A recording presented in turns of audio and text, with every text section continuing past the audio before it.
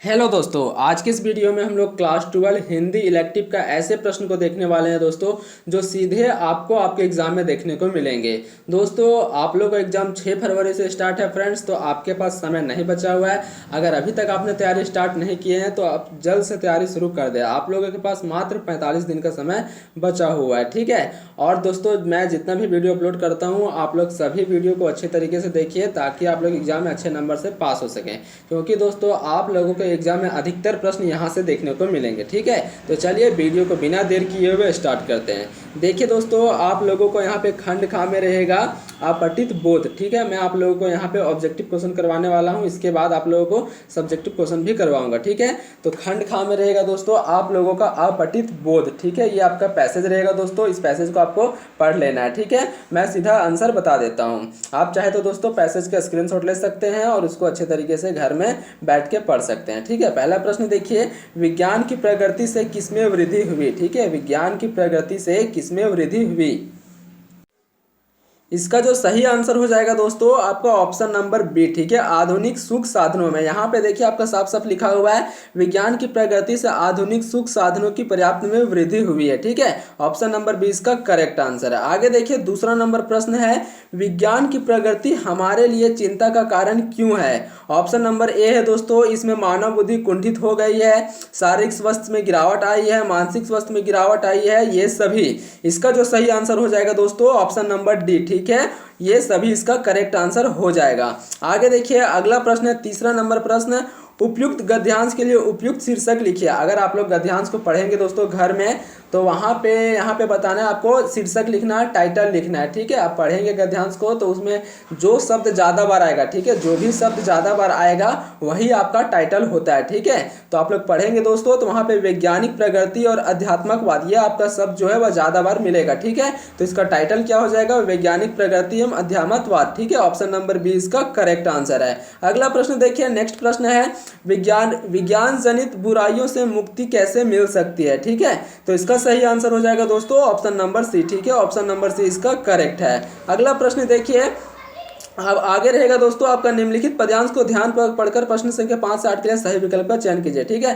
फिर से आप लोगों का यहाँ पे पैसेज रहेगा दोस्तों, पद्यांश रहेगा, ठीक है। पद्यांश को आपको अच्छे ढंग से पढ़ लेना है, ठीक है। आप चाहे इसका स्क्रीनशॉट ले सकते हैं और घर में अच्छे तरीके से पढ़ सकते हैं, ठीक है। मैं आप लोगों को सीधा आंसर बता देता हूँ। देखिए 5वां नंबर प्रश्न है, प्रस्तुत पंक्तियों में कवि किसे संबोधित कर रहा है। आपका वीर जवानों को, किसानों को, मुसाफिर को, इनमें से कोई नहीं। इसका करेक्ट आंसर हो जाएगा दोस्तों मुसाफिर को, ठीक है। ऑप्शन नंबर सी इसका करेक्ट है। अगला प्रश्न देखिए, 6ठा नंबर प्रश्न आपके स्क्रीन पे है, कवि संघर्षों का सामना करने का क्या रास्ता बतलाता है, ठीक है। कवि संघर्षों का सामना करने का क्या रास्ता बतलाता है। इसका जो करेक्ट आंसर हो जाएगा दोस्तों आपका ऑप्शन नंबर सी, ठीक है। सॉरी दोस्तों, इसका जो करेक्ट आंसर हो जाएगा आपका ऑप्शन नंबर ए, ठीक है, संघर्षों का मुस्कुराकर सामना करना। ये सारे आंसर दोस्तों आप लोगों को पैसेज में मिल जाएगा, तो इसको आपको याद नहीं करना है, ठीक है। आपको पैसेज में सारे आंसर को आसानी से ढूंढना है, ठीक है। देखिए 7वां नंबर प्रश्न है, उपयुक्त पद्यांश के लिए उपयुक्त शीर्षक बताइए। फिर से आप लोगों को यहाँ पे टाइटल बताना है दोस्तों, तो इसका सही आंसर हो जाएगा मुसाफिर, ठीक है। पैसेज में आपका सबसे ज्यादा जो है वह मुसाफिर शब्द आया है, ठीक है, इसलिए इसका टाइटल क्या हो जाएगा, मुसाफिर। आगे देखिए अगला प्रश्न, 8वां नंबर प्रश्न, निम्नलिखित में से मुसाफिर का पर्यायवाची शब्द है, ठीक है। इनमें से दोस्तों आपको बताना है कि कौन सा जो है आपका मुसाफिर का पर्यायवाची शब्द है, अविचल, पंथी, शूल या फिर पंछी। तो दोस्तों मुसाफिर को पंथी भी कहा जाता है, ठीक है। ऑप्शन नंबर बी इसका करेक्ट है। आगे देखिए अगला प्रश्न आपका खंड खा में रहेगा दोस्तों, अभिव्यक्ति और माध्यम, ठीक है।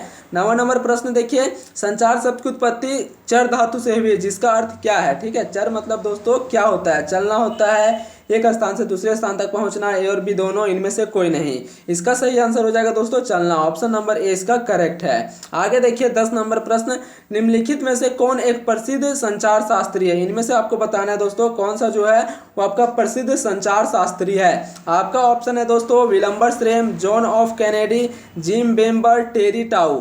इसका जो सही आंसर हो जाएगा दोस्तों ऑप्शन नंबर ए विलंबर श्रेम, ठीक है। ऑप्शन नंबर ए इसका करेक्ट है। आगे देखिए अगला प्रश्न, 11 नंबर प्रश्न, आलेख एक विधा है। आलेख एक विधा है आपका गद्य का, पद्य का, रिपोर्तार्थ का, लघु कथा का।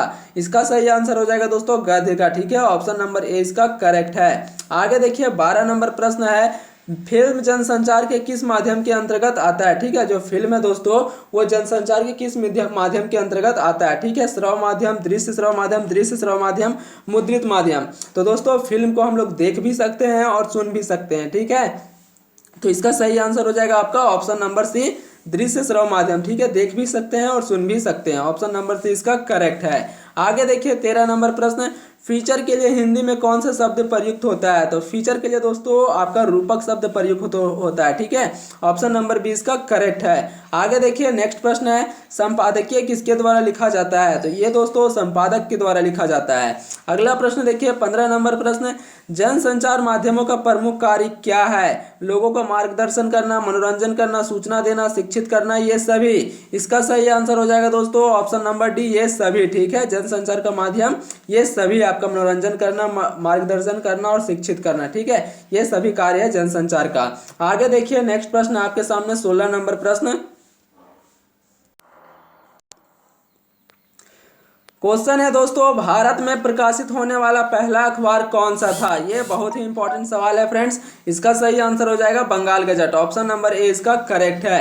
आगे देखिए 17 नंबर प्रश्न है, प्रत्यक्ष संवाद के बजाय किसी तकनीकी या यांत्रिक माध्यम के द्वारा समाज के एक विशाल वर्ग से संवाद कायम करना क्या कहलाता है? आपका संचार कहलाता है, जनसंचार, फीचर, समाचार। इसका सही आंसर हो जाएगा दोस्तों ऑप्शन नंबर बी, जनसंचार। ठीक है, ऑप्शन नंबर बी इसका करेक्ट है। देखिए 18 नंबर प्रश्न, विश्व की पहली फिल्म कौन थी? ये दोस्तों बहुत ही महत्वपूर्ण सवाल है, विश्व का पहली फिल्म कौन था? इसका सही आंसर हो जाएगा दोस्तों option number B, Alam Ara. ठीक है, ऑप्शन नंबर बी इसका करेक्ट आंसर हो जाएगा। आगे देखिए 19 नंबर प्रश्न है दोस्तों आपका खंडगाम में, यहाँ से पाठ्य पुस्तक से प्रश्न पूछा जाएगा। ठीक है, फिर से आप लोगों को यहाँ पे पद्यांश आ गया दोस्तों। इस पद्यांश को आपको अच्छे ढंग से पढ़ लेना है। ठीक है, घर में बैठ के आप चाहे तो इसका स्क्रीनशॉट ले सकते हैं। ठीक है, मैं आप लोगों को सीधा आंसर बता देता हूँ।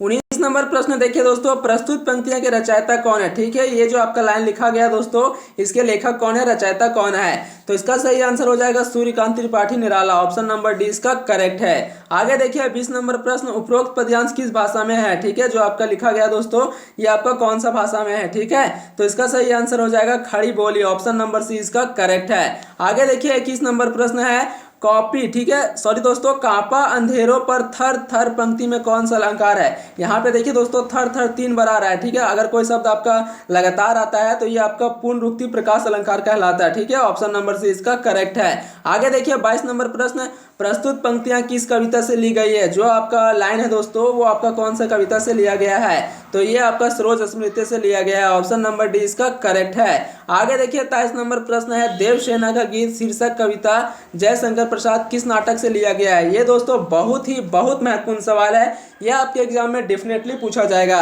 इसका सही आंसर हो जाएगा आपका स्कंदगुप्त। ऑप्शन नंबर बी इसका करेक्ट आंसर है। आगे देखिए दोस्तों 24 नंबर प्रश्न,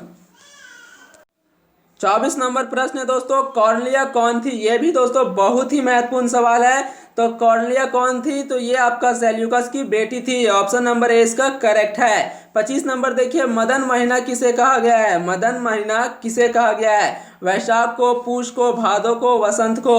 तो इसका सही आंसर हो जाएगा दोस्तों वसंत को। ठीक है, वसंत को आपका मदन महीना कहा गया है। आगे देखिए 26 नंबर प्रश्न है, एक कम कविता में कवि किस चीज के लिए लोगों को दूसरे के सामने हाथ फैलाते हुए देखता है? पैसों के लिए, रोटी के लिए, चाय के लिए या फिर सभी? इसका सही आंसर हो जाएगा दोस्तों ऑप्शन नंबर डी, ये सभी। ठीक है, आपको सारे सवाल को दोस्तों अच्छे तरीके से याद कर लेना है, क्योंकि आप लोगों के एग्जाम में यहाँ से बहुत सारे प्रश्न देखने को मिलेंगे। आगे देखिए 27 नंबर प्रश्न है, सत्य कविता के अनुसार सत्य के बारे में कौन सा कथन सही नहीं है? आपके सामने 4 ऑप्शन दिया हुआ है दोस्तों, इसमें बताना है कि कौन सा जो कथन है वह सही नहीं है सत्य कविता के अनुसार। ठीक है, तो इसका करेक्ट आंसर हो जाएगा ऑप्शन नंबर ए, सत्य कभी दिखता है और कभी ओझल हो जाता है। ये दोस्तों बिल्कुल सही नहीं है। ठीक है, ये आपका कथन जो है वो आपका गलत है। बाकी आपका ये तीनों जो है दोस्तों ऑप्शन ये आपका सही है। ठीक है, सत्य कविता के अनुसार। आगे देखिए, आगे आपका 28 से 31। ठीक है, ये आपका पद्यांश है दोस्तों, ये आपके बुक से किसी चैप्टर से पद्यांश लिया हुआ है। ठीक है, इसमें से आपको आंसर देना है इसको पढ़ के। ठीक है, सारे आंसर आपको दोस्तों यहाँ पे मिल जाएगा। देखिए 28 नंबर प्रश्न, प्रस्तुत पंक्तियां किस पाठ से उद्धृत है। मतलब दोस्तों ये जो आपका लाइन है, ये आपका जो पैसेज है कौन से पाठ से लिया गया है। आपके सामने ऑप्शन है दूसरा देवदास, कच्चा चिट्ठा, समधिया, जहां कोई वापसी नहीं। इसका करेक्ट आंसर हो जाएगा दोस्तों आपका ऑप्शन नंबर डी, समधिया दोस्तों इसका करेक्ट आंसर हो जाएगा। ठीक है, ये कौन से पाठ से लिया गया है, तो समधिया पाठ से लिया गया है। इसका लेखक कौन है दोस्तों, तो फणीश्वर नाथ रेणु। ठीक है, आपको याद रखना है। देखिए 29 नंबर प्रश्न, गांव गांव संवाद पहुंचाने का काम कौन करता था। आपके सामने ऑप्शन है दोस्तों हरगोविंद, बड़ी बहुरिया, मोदी आयन, गुल मोहम्मद आगा। इसका सही आंसर हो जाएगा दोस्तों हरगोविंद। ठीक है, ऑप्शन नंबर ए इसका करेक्ट आंसर है। देखिए 30 नंबर प्रश्न है, ना आगे नाथ ना पीछे, पघा का क्या अर्थ है। ठीक है, नास्तिक है, किसी पर विश्वास ना करना, कोई जिम्मेदारी ना होना, बहुत डर लगना। इसका सही आंसर हो जाएगा दोस्तों कोई जिम्मेदारी ना होना। ठीक है, इसको आपका ना आगे नाथ ना पीछे पघा कहा जाता है। ठीक है, मतलब दोस्तों ना इसके पास कोई जिम्मेवारी नहीं है। ठीक है, ये आपका खुला है, एकदम खुश है, आनंद में है। ठीक है, इसके पास कोई जिम्मेदारी नहीं है। आगे देखिए 31 नंबर प्रश्न है दोस्तों, आज मैंने आप लोगों को 30 प्रश्न करवा दिया। आगे का प्रश्न दोस्तों नेक्स्ट वीडियो में करेंगे। ठीक है, मिलते हैं दोस्तों नेक्स्ट वीडियो में, तब तक के लिए जय हिंद, जय भारत।